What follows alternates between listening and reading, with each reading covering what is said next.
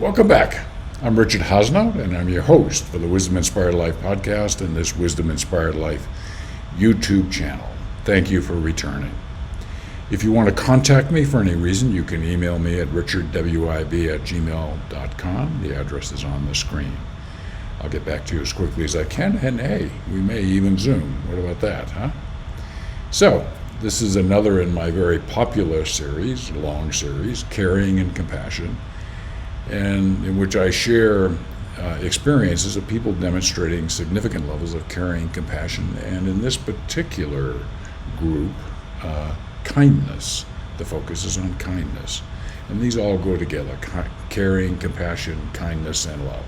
Okay? All of these help develop that foundation to live a more wisdom-inspired life. That's why I'm doing this. So, and in this particular series focused on kindness, I want to acknowledge the great work done by the Random Act of Kindness Foundation. You see the address, the URL on the screen. Strongly urge you to go explore. So it's a very interesting resource. Well, in this video that I'm sharing with you here, it's about a scientist who talks about the powers of kindness, and many powers and many understandings of how kindness works in the brain and all of that. But one of the things that really struck me, and I really want you to listen for this, is that he says that kindness can have as much of a positive impact on our physical and emotional health as smoking has a negative impact. That's how powerful being kind can be, the benefits that come to us, let alone the benefits that come to the people for whom we are kind to. Okay? So, with that said, let's take a look at this video.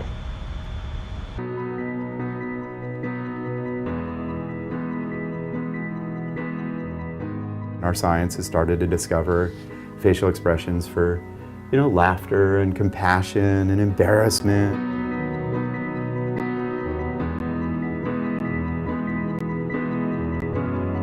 My name is Dacher Keltner, and I'm a professor of psychology at UC Berkeley, faculty director of the Greater Good Science Center.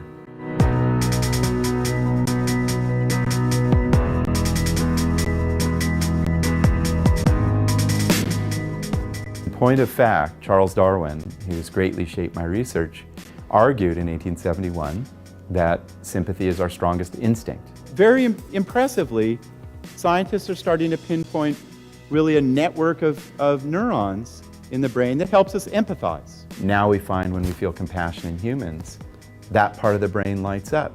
That part of the brain is connected to oxytocin networks. And we know oxytocin is this amazing neuropeptide that helps us empathize and be generous.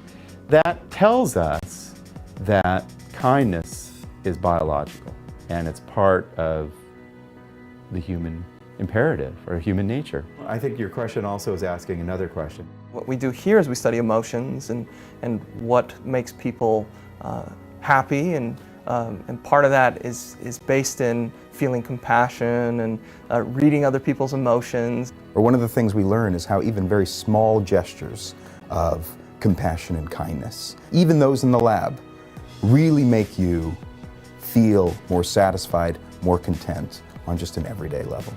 We're starting to learn that as you practice kindness, it shifts your nervous system and you're healthier, right? That kindness and compassion may be as powerful a determinant of physical health as smoking. So we're in the Greater Good Science Center, and our Director of Strategic Partnerships, the inimitable Susan Fassberg.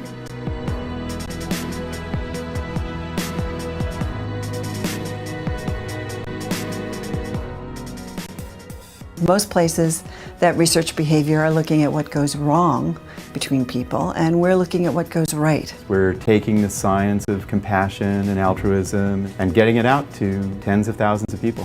One of the most exciting messages for people is it's not just a question of how you're born. Are you born happy or are you born a certain way? That these are not only teachable skills but learnable skills. When you really cultivate compassion, you really potentiate or activate a lot of the great emotions that make up the meaningful life.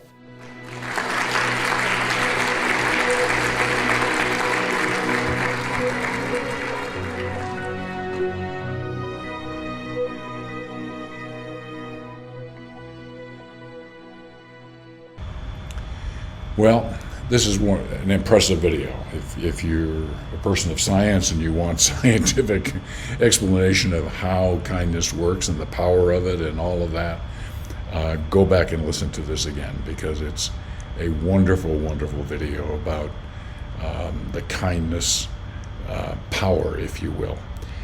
To me, from a spiritual sense, what science is really discovering here, I think, is that in our essence, our core being is we are kind human beings.